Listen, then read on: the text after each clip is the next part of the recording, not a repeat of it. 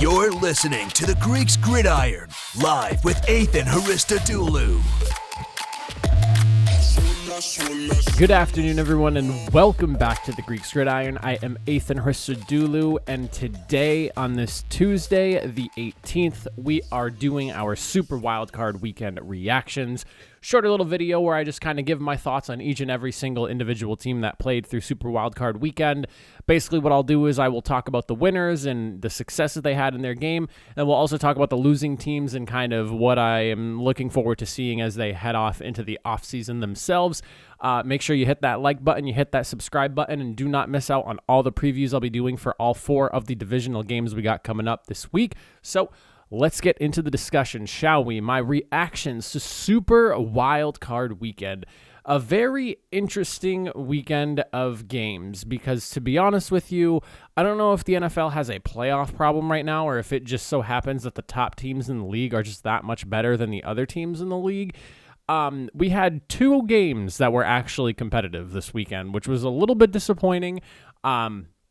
It started out with the first game of the year, the weekend, the Bengals taking on the Raiders in a really tight one, awesome game, really close-knit, the controversy and whatnot. And then from there, it was just blowout. And then, we had the 49ers-Cowboys game, close game again, and then just blowout. So a little bit disappointing in that, but nonetheless, we are moving on to the divisional round. Competition is only going to get tougher now as the number 1 seeds will finally make their playoff appearances. I'm really excited for this weekend of games, so I hope you guys are as well. Now, let's talk. Like I mentioned, that first game, the Bengals. Awesome game by them. Jamar Chase continuing on with his absolutely dominant rookie campaign. 9 catches, 116 yards, no touchdowns, but it wasn't necessary because Joe Burrow was able to find a couple of other receivers as well. But you want to just talk about Chase and the dominance that he has. You could all day long with how good he is at wide receiver. The guy's a monster, and he's only a rookie. He can only get better at this point here, and you have to wonder just how much better can this guy get. Joe Burrow led the opening drive with a score, and from then on, the Bengals just kind of held the lead and kept it going the entirety of the game. Their defense fared really well in this game as well, holding on to a tight game, never really giving anything up too much to the Las Vegas Raiders there. They did, however, allow that 310 yards from Derek Carr through the air, specifically over the middle. The linebackers allowed about 136 yards receiving, so that is something of concern. Like I mentioned in my preview going into this game, I'm concerned about that pass defense over the middle. They tend to let up a lot of yardage, and this game was obviously just another example of that as well. They didn't let up too much on the outside, which has been their strength when it comes to the pass D. It's just that inside, for whatever reason, they can't seem to quite lock things up there.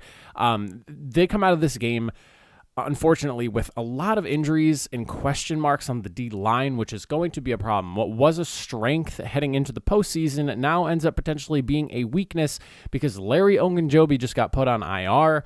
Trey Hendrickson left that game with a concussion. Mike Daniels left with a groin injury, and now a lot of questions about that pass rush with, again, what was already kind of a shaky pass D is only going to kind of take a step back now and be an issue, and they're going up against a Titans team that's pretty aggressive. Whether it's on the ground, through the air, they can kind of get it done both ways.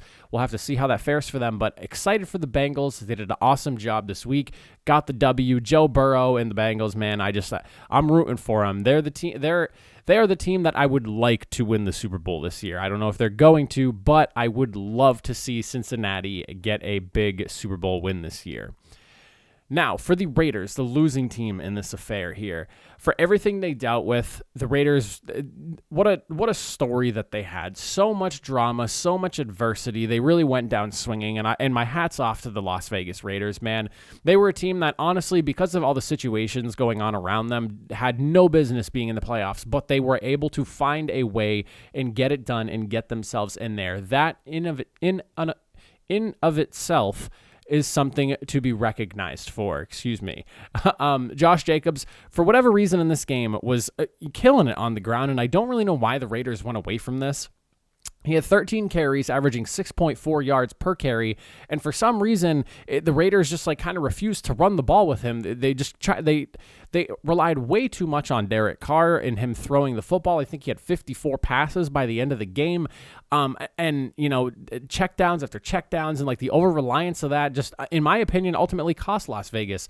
They kind of threw away the balance of their offense and just went real pass heavy. And I understand that was probably their biggest strength going into the season. The ground game was not super effective all year long, but once the Bengals started losing defensive linemen, I mean, they were really thin on the entire D-line at that point. When you got to like that midpoint in the game when they started losing everybody, take advantage of that, get after it, pound the rock, see what you can get done. I'm surprised that they didn't run the ball more with the success Josh Jacobs was having. And of course, the phantom whistle, the one that everyone was talking about when it happened, it was right before the receiver caught the football for the Bengals. And listen, I understand the rule. A buddy of mine who works as a referee does a lot of explaining to me with a lot of these things. I always ask him questions whenever controversial calls come up like this.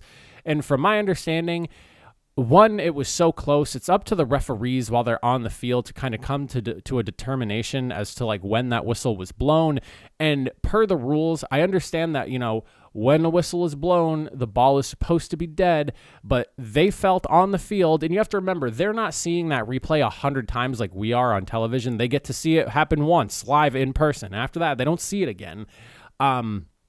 There's no reviewing of a phantom whistle. So, if that's the question that's going on, you can't just go back and look at a review to review that whistle. So that's the biggest problem there. I understand that, did it cost Raiders points because it technically shouldn't have counted? Yes, but at the same time, how much did it really affect the play? I get it. Rules are rules, but you have to kind of look at the situation. And again, remember, the referees are not having that replayed to them 100 times. In my opinion, they got it wrong, but because of the situation and just what was going on the field at the time and how it was kind of determined post-play, there's nothing you can really do about it. I don't really think it changed the scope of the game that much. There was still plenty of time. Rich Bisaccia said the same thing.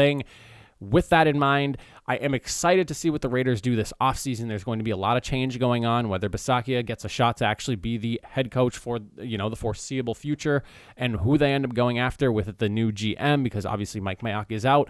There's going to be a lot of changes in the front office and leadership of this team. I think they did an awesome job with all the adversity, and I think they can only go up at this point here, considering everything that happened to them this year. I'm very excited to see where the Raiders go. Now, the Bills and Patriots. For the Bills, talk about dominance, absolute dominance. Josh Allen, 5 touchdowns, 308 yards through the air. I think he had 66 yards rushing as well. Dude looked awesome. It felt as though he could do no wrongs in this game. The guy just, killed it all game long. The Bills, when things are clicking on their offense, have got to be one of the best units in the NFL. When they're clicking, when they play bad games, it looks so bad. A la the 6-9 loss to the Jaguars. But when they are playing good, competent football, one of the best, if not the best offense in the league. On top of that, their running game really starting to come on and emerge the last few weeks. Going into the game with the Patriots in my preview, I kind of talked about their lack of running game, but they had been kind of building something, but I wasn't too sure if I could really kind of sell it and really believe in it. But 16 carries for 81 yards and 2 touchdowns for Devin Singletary. This is going to be a problem if they're starting to open up running lanes for their running backs. My biggest, I think, knock against them all season long was just their true lack of a running game outside of Josh Allen. And now that the running backs are starting to get involved as well, good luck to the rest of the league is all I really got to say. The defense continued to dominate. They looked like the number 1 unit in the league going through this entire game. 3 sacks, 2 interceptions. They only allowed 305 yards through the game. The defense looked fantastic. Micah Hyde's pick was absolutely absurd. It literally didn't even, when it happened live during the play, it didn't even look like he picked the ball. It looked like it looked like the Patriots receiver caught it, but obviously he didn't. It was a real weird interception, but it was a fantastic interception at that. The Bills are going to be a problem. They, basically just put the entire rest of the playoff teams on notice. We are here, and we're here to try to get things done, and I'm looking forward to see how they fare going up against KC this weekend. For the Patriots, I think my biggest takeaway from this has got to be that they need some juice. It's old. The defense, it's old, it's slow. It does not, they don't move as quickly as some of the younger, much faster defenses in the league. And I think that was kind of apparent watching this game. I felt like they just could not keep up with the Bills in this entire game from start to finish. That very first drive to the very last one. While Mac Jones had 2 interceptions, he and Kendrick Bourne are probably the only good things about that offense the entire game. I'd love to see Kendrick Bourne get featured a little bit more in the offense because he really started to catch fire towards like the back half of the year, and I would love to just continue to see him grow in this system because he did a really good job this year as being like the one truly reliable wide receiver on the Patriots offense. But it's very clear to me that there is a massive gap between them and the Bills that needs to be filled. They need to get an infusion of talent on defense. They need to get younger. They need to get faster. They need to get more aggressive because by the end of this game, it felt like, well, not even the end of this game, honestly, by halftime, it felt like the Patriots D kind of just gave up. But clearly a much larger gap than I think people realize in what that first meeting and those crazy weather conditions kind of led everyone to believe initially. I think on top of that, with the defense, they need to find themselves a true number 1 wide receiver. Kendrick Bourne has been fantastic for what he's done. Henry has been an excellent tight end addition for the team as well, but they need to either go and draft, which the track record is not great in the draft, but they need to either go and draft or maybe sign a free agent wide receiver if there's going to be one that they can bring in. Now for the Bucs and the Eagles, the champs pretty much rolling all game long. There was never a point in the game where I really felt like the Eagles had any shot of winning this game. They were able to stall the Eagles' rushing offense to 95 total yards and just a single touchdown, really slowing things down to Philadelphia considering how high flight this rushing offense has been. They really forced Jalen Hurts to basically try to win the football game with his arm, and he could not get it done. They nailed a couple of picks, really forcing some bad decision-making from Jalen Hurts. When the defense has their entire linebacking core in Tampa Bay, they've got to be one of the best defenses in the league. I feel like it's a different unit when you got, Levante David, Shaq Barrett, and all those guys out there. They look like a different team. Levante David is the unquestioned heart and soul and leader of this defense, and I think that it was very apparent missing him the last few weeks that the Buccaneers are probably missing him quite a bit, and seeing him in this game come back off his injury looked really good, really fresh, and ready to roll. Levante David has been, through his entire career, one of the low-key better linebackers in the NFL, and I think now that he's on like a team that's Super Bowl contender, he's getting the love he deserves. But I mean, Levante David has been an excellent linebacker and has really come to grow into the true leader of that defense. Brady looked good. Crazy fast release time during this game. Running game complimented him really well. 106 yards on the ground, 2 touchdowns. Despite the lack of offensive weapons, not even I don't want to say lack of offensive weapons because they still have Gronk and they still have Mike Evans, Scotty Miller, and, they have a handful of guys there that are still pretty good. But despite losing so many offensive weapons to injury, not having Leonard Fournette, Antonio Brown leaving the team, not having Godwin, I mean, there's so much to look at and be concerned about, but the offense still looked really good. And Brady, at the age of 44, one of the fastest releases of his career, it felt like, the way he was throwing the football, just over 2 seconds a clip every time he dropped back. Incredible game by the defending champions. For the Eagles, firstly, I have to say, I love what Nick Sirianni has been able to do with this team. I was really doubting him early in the year. I'm a Colts fan too, so, I loved him over in Indianapolis, and when he went to the Eagles, I was pretty confused as to him getting a head coaching job because he was not somebody that I expected to be a head coaching candidate when he got signed to Philadelphia. But and again, I love what the Eagles offense became. I love that they found a true identity and they were able to really pound the rock. I'm all for a dominant running game, but if you can't pass the football effectively, no matter how good your ground game is, it's not going to get the job done, and I think that was pretty evident going into this game. On top of that, the defense in coverage just had a horrendous time trying to slow Brady and the Bucs down initially with all those just quick throws and everything like that, the checkdowns, the slants, everything that the Buccaneers are running that early part of the game. We're just giving them absolute headaches. I mean, 2 seconds to react and try to get, to get into position to defend a pass is not enough time. Brady was just ripping shots left and right in short passes. It's unfortunate, but the Eagles definitely have a lot of work to do. Their offense definitely needs to grow a bit. I think, Devontae Smith was a great addition at wide receiver. They need to find some more receiving threats. On top of that, the drops in this game were ridiculous. I feel like I was watching Dallas Goedert drop a lot of passes that I would not expect a tight end of his caliber to do, because he has been one of the better tight ends in the league this year. I do want to shout out the pass rush, though. Excellent game from them. Honestly, this game would have been a lot worse had those sacks not come when they did on certain drives, able to get to Brady 4 times.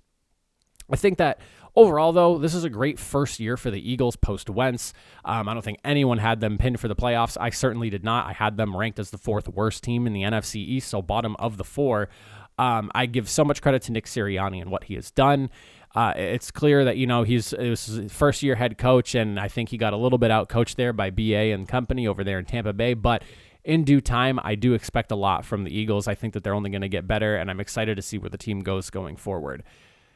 Now, let's talk about the big upset for the weekend. I went 5-1 on playoff predictions, and this was the one game I got wrong. And honestly, I picked the Cowboys with the thought in the back of my mind that I really felt like the 49ers could upset in this game.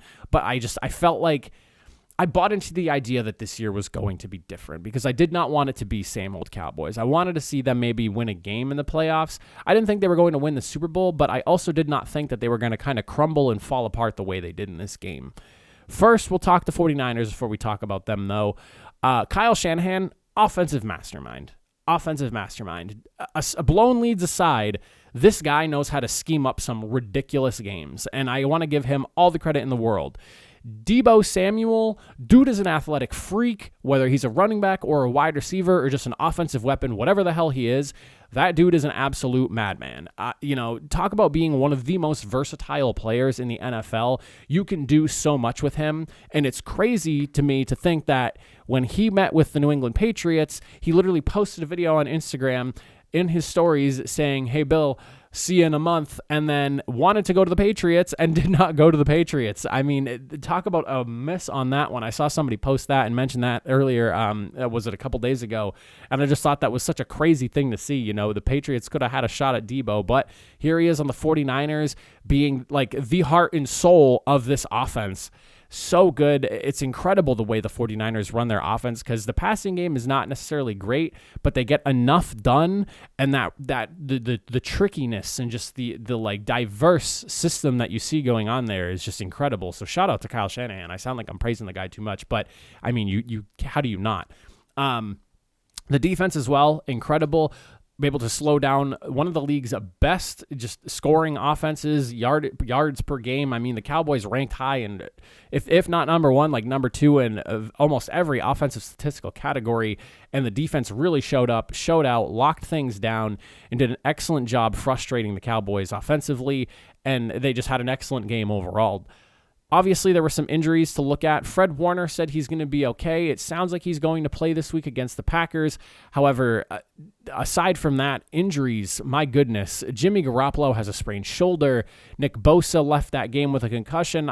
Who knows if he's going to be able to play. It sounds like Jordan Willis with his high ankle sprain is not going to play as well this week, which is definitely going to be an issue for them going up against Green Bay, because you need all the pass rush you can help. There is a potential that you miss your two top flight pass rushers, and Garoppolo is expected to practice today. If that happens or not remains to be seen. We'll have to see how it goes. But this could be a mess for the 49ers heading into Green Bay, and I'm a little bit worried.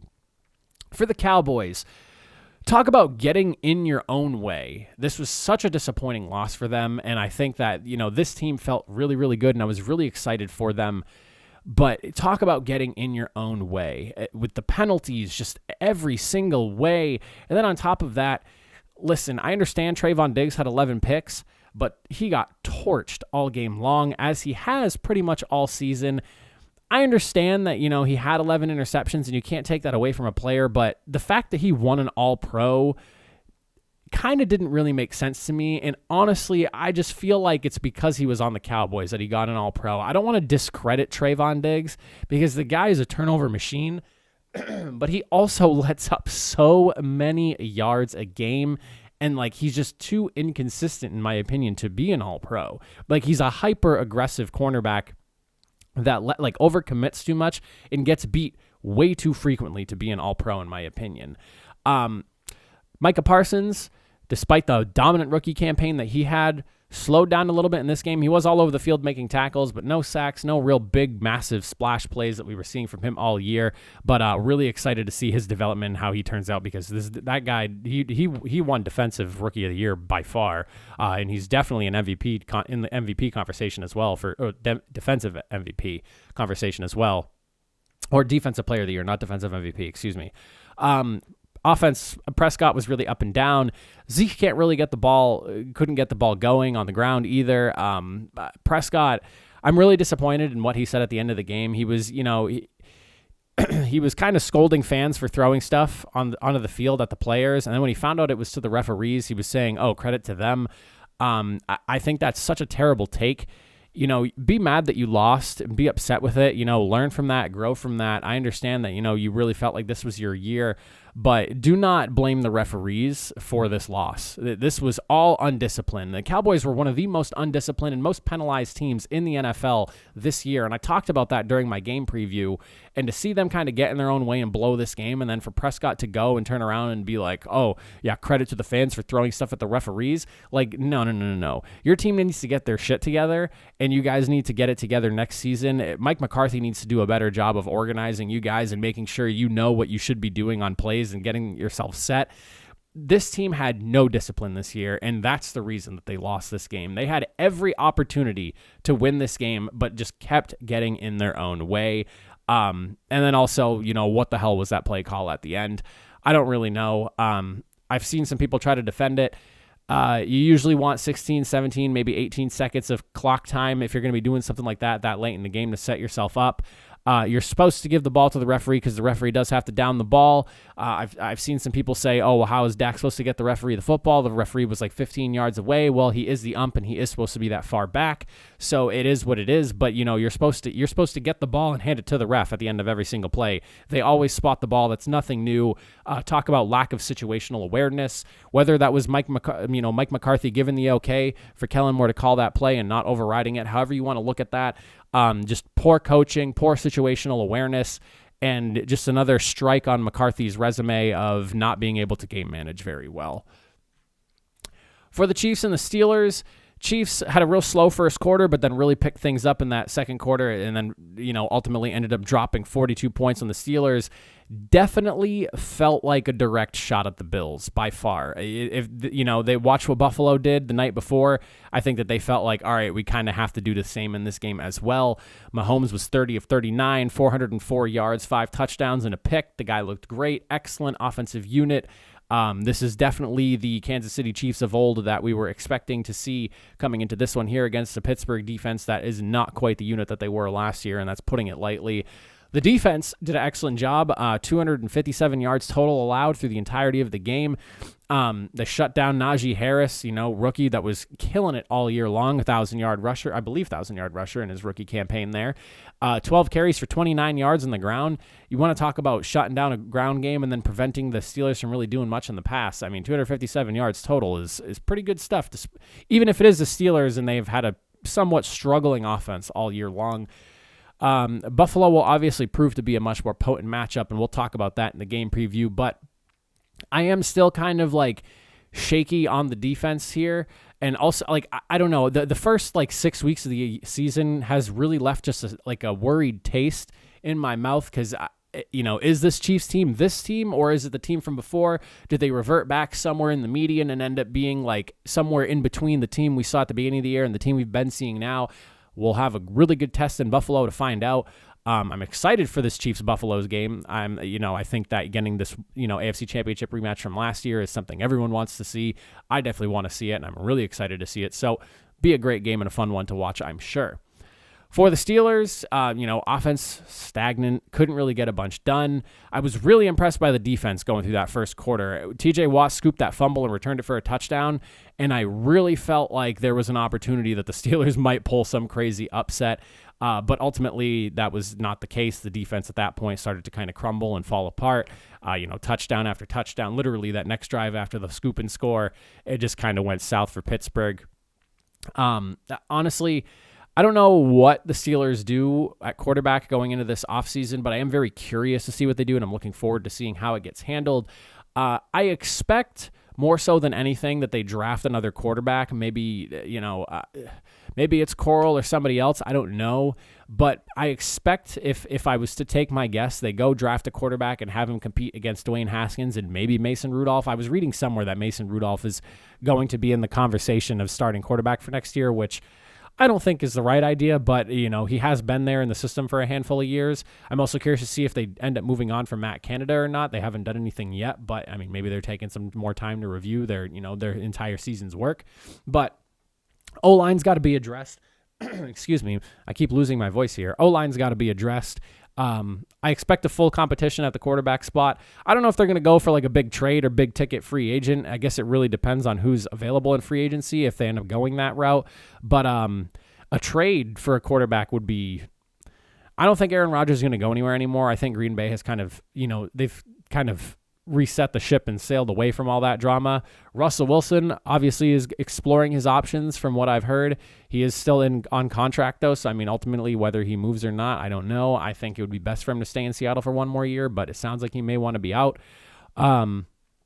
Curious to see where they go, but offensive line definitely needs some addressing.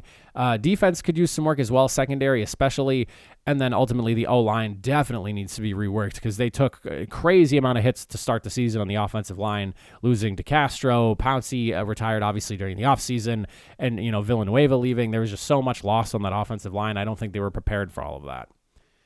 And then lastly, Monday night's game, another blowout. I don't know what it is with this wild card weekend, but the home teams dominated big time. The Rams, this looked like the Super Bowl contending team that everyone kind of expected to see to kind of explode out of the gates and get things going. Stafford had the best passer rating in Rams playoff history for a quarterback. Cooper Kupp and Odell were outstanding in the game. Odell had that awesome throw and just catches left and right. Cooper Kupp, especially late in the game, really came on strong. It took him a little bit to catch fire, but when he did, he was going off. And I want to shout out Cam Akers. My goodness. To have spent the entire year injured with that Achilles issue and then to come back for the playoffs and look as good as he did in this game, there was a reason Cam Akers won the number one starting role, and I think seeing Cam Akers run the football the way he is showing us exactly what the Rams really want this offense to be like, where Stafford doesn't have to throw the football 45 times in a game for them to be successful. They can pound the hell out of the rock and then also have Stafford play very efficient football, and I think we saw the full form of what this Rams offense could be and what they wanted it to be at the beginning of the season.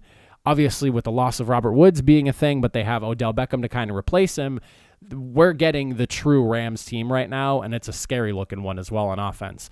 Defense, suffocating as well. Sacks, interceptions, the pressure that they were bringing all game long. This is the dominant Rams defense that I think a lot of people were expecting to see this year because the Rams D has not been quite as good as they were last year, and I've kind of said it here and there throughout the year. If the Rams defense was playing the way they were last year this year, the Rams probably would have went undefeated at this point with how good they could have looked. But ultimately, they are where they are. I really like the way they look. They're going to be a tough matchup for Tampa Bay, regardless of the fact it's in Tampa Bay. And honestly, I hate picking against Tom Brady, and I'm going to have to do a lot of looking at both these teams before I make my decision on who wins that game. But I don't know if the Buccaneers can get this game done against the Rams. I'm not sure. I'd have to really look at that and make a decision. But curious about how that matchup goes, and I'm definitely excited for it. Lastly, the Arizona Cardinals. First up, I just want to say prayers up to Budda Baker.